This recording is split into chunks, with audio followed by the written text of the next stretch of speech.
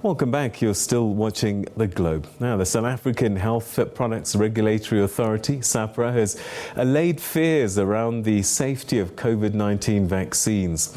This after a 38-page safety report on Pfizer-BioNTech's vaccine triggered claims on social media about the safety of their COVID-19 shot. The South African Health Products Regulatory Authority says that it's investigating the data released on the report by the US Food and Drug Administration.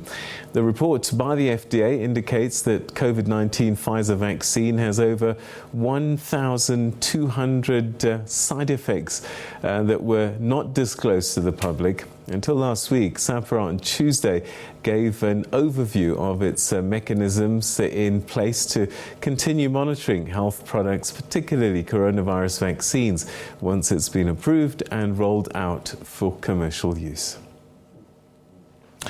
Well, health expert Dr. Fundile Nyati is on Zoom to help us understand this matter a little more.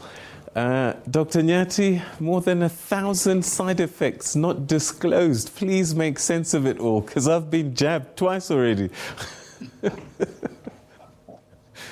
Well, I think let's start on a positive note. Yeah.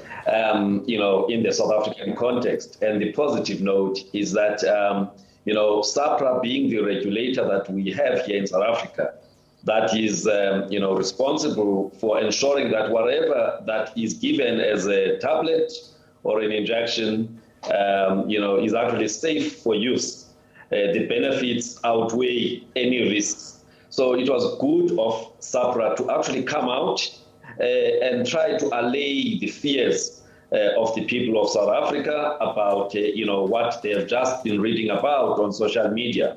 They are the best, organization to actually come out and allay fears, because all people who have got adverse events following immunization in South Africa, and specifically with COVID-19, they are supposed to have those reported through an app that they have. And all of those adverse events, I'm talking about moderate to severe, adverse events, are then investigated by SAHPRA together with independent people who work for the National Department of Health. And so when they come out and say, we believe that these vaccines are safe, they are saying on the basis of the information that is before them. So I think that was good of them. But then, the issue you are raising now is about the data that was released in the US. FDA together with Pfizer, having been forced by a court of law,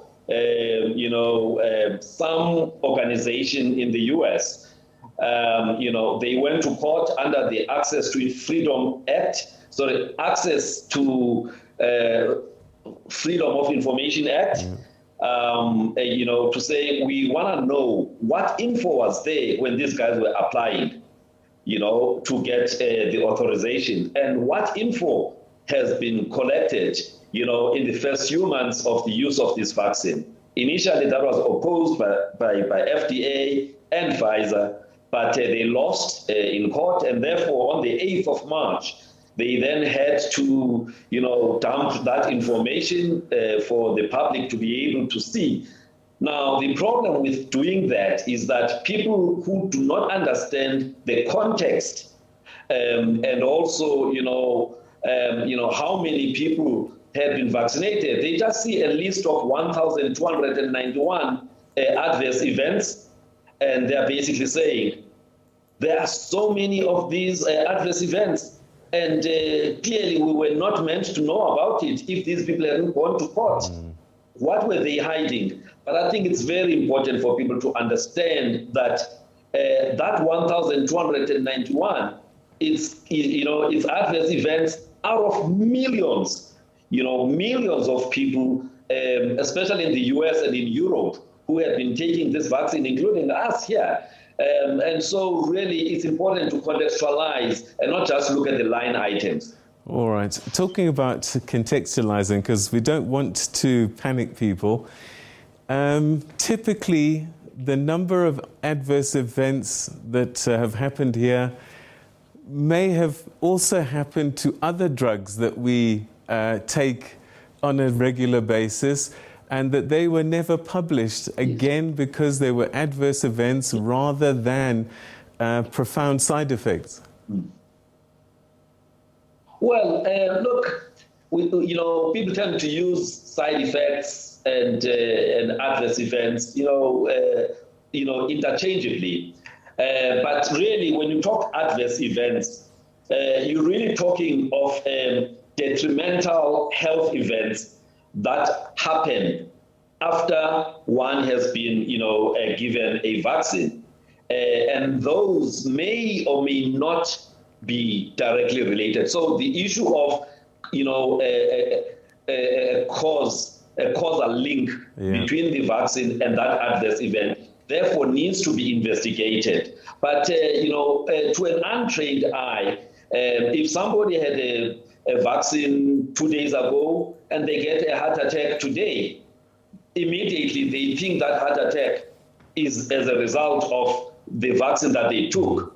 Yet it needs experts to actually see if indeed that adverse event, which took somebody to hospital, maybe to ICU, was actually as a direct result of this. So that's why it's a bit dangerous to just dump a list of 1,291, line items of adverse events, because then people think that's the number of, adverse events that I'm likely to have should I be vaccinated. And FDA did actually come out and say, look, it's less than 1% of these, adverse events that are listed here that were very, very serious. Otherwise, about 96% of them, were actually mild, and the people were able to recover. So that context is very, very important. And if we come back to South Africa, one of the things that SAPRA has been doing all the time is to actually update us as South Africans, on some of these things, especially because there was a lot in the social media about deaths. And so they've been updating South Africans about, whether there were any deaths that were proven to be linked to the vaccines, and up until recently, I have not, even today in the reports, there hasn't been one case that has been directly linked to the vaccine. So yes, social media, especially those who have been hesitant or who are actually, full-blown anti-vaxxers, this is obviously good stuff for them, because then they're saying, here we are, we told you that these things, are dangerous, but it's important to hear from the experts. Unfortunately, the Google experts that you find out there in social media, sometimes they spread fears for no reason. All right, and I suppose, again, that assurance, because SAPRA at one stage was being put under pressure to approve all the vaccines that were out there, but they said, no, we have to be very, very careful. And I suppose that gives us another layer of assurance that they go through a process, even if it's been approved in another country, we got to do a test for ourselves. Indeed. And approve for South Africa. Indeed. Indeed. Again, this has been a contested area. There is the mistrust of the West and what comes from the West. So some people, even political parties, were putting pressure to say, approve the vaccines, from Russia, approve the vaccines from China. But, SAPRA, because they understand their mandate is to ensure that whatever is given to South Africans is safe, relatively safe for use. They stuck to their guns, and eventually, yes, the Sinopharm, was approved, but the Gamaleya one, the one from Russia, has still not yet been approved. So the issue of safety, you cannot take shortcuts, because if shortcuts are taken, then something bad happens, then they have to answer. So I think people need to understand that when something has been approved, whether it is emergency authorization, because that's what happened at the beginning, or full authorization, these have to be monitored. The data has to be analyzed. They must satisfy themselves that the benefits far outweigh any risks, and that's what happens here. And it does not end there. Even after the authorization, the pharmaceutical company concerned has to provide ongoing information about any adverse events that have taken place. So that is part of looking after, the people of South Africa, to say we are not just going to allow things to happen. So I think people therefore need to understand this list that comes from Pfizer in the US, from millions of people. If you look at 1,291, it's really a small number of people. But even more important, the fact that FDA is saying less than 1% of those people in that list actually, had serious stuff. So we really need to see this is the most utilized vaccine in the whole world, especially in the West. Maybe let me not talk about China and that side, but let me say in the West and here in Africa, it's the most utilized vaccine.